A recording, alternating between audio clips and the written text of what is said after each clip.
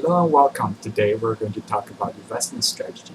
How I would build a well-diversified portfolio that's balanced when it comes to risk versus return. So first, to build a good portfolio, you need to be diversified. And a good number, I would say, is 15 to 20 different number of stocks. And when it comes to picking, balancing your stocks, you want them to be close to be equally weighted. It doesn't have to be exactly 5% per stock if you have 20 stocks.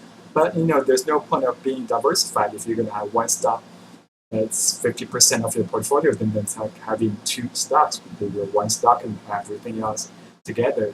So you want them to be closely weighted, so you're actually diversified. When it comes to risk versus return, you want to pick your stocks where after you take the weighted weighted average risk and return for your entire portfolio, you want that to be a number you're happy with.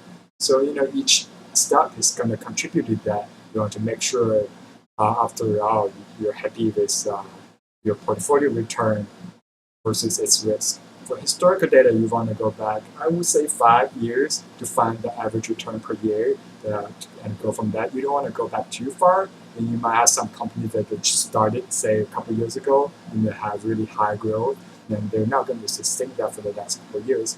Or you don't want to go back to maybe a certain event impact the entire market, and the event is no longer relevant. So you want to find a historical data in a time period that's relevant and that give you a good estimate on what the future will be.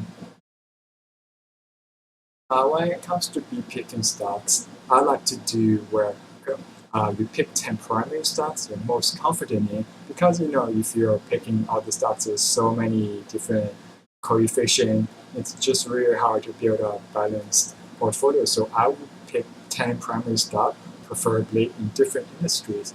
Uh, how I would pick the stock is I would take the annual return for each stock, and I would take the beta versus what the market is giving.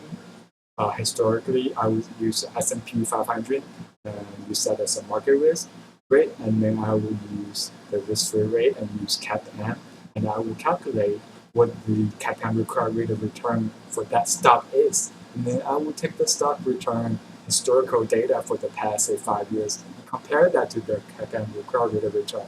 If they are lower than the CAPM required rate of return, then no, that stock is not a good investment. It means not meeting the required return, and you want it to be higher, preferably a good amount higher if you want to build a well-balanced portfolio.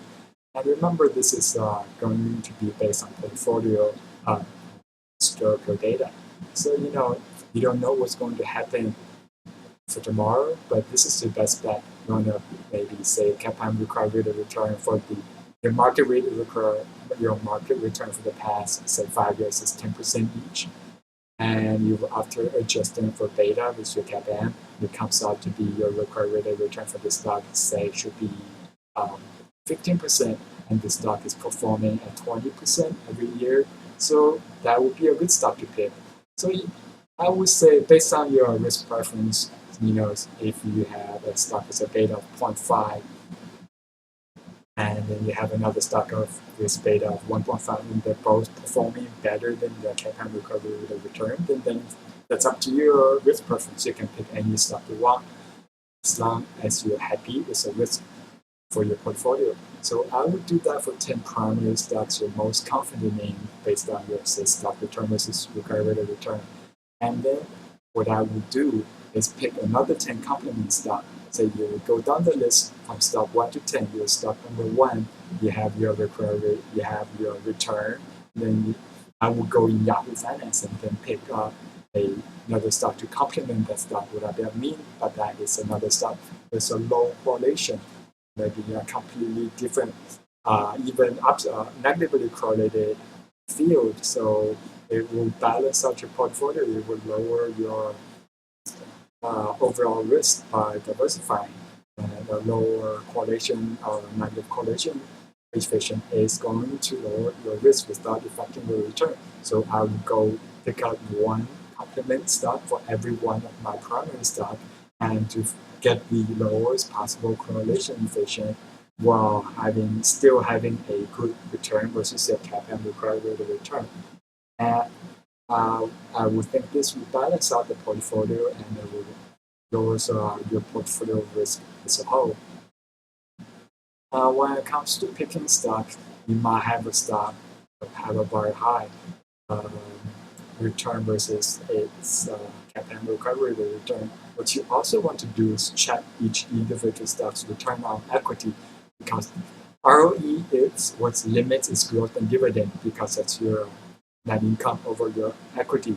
This your net income is what either goes back to the shareholder as dividend or it goes back to the company to reinvest in the company, which in turn is going to bring you future cash flow. So a higher ROE means there's a higher, more net income, more more it's going to give you a higher ceiling for growth and a higher ceiling for future cash flow. So basically, what I would do is for each stock, I want to pick the highest possible ROE with the data that with the beta I'm happy with, and to with all that, I'm going to build a very nice portfolio, and I can adjust each company to what I want to give me the portfolio, the weighted average portfolio rate for return and weighted risk in beta for my portfolio to something I could be happy with. And this is concludes my presentation on investment strategy. Thank you very much.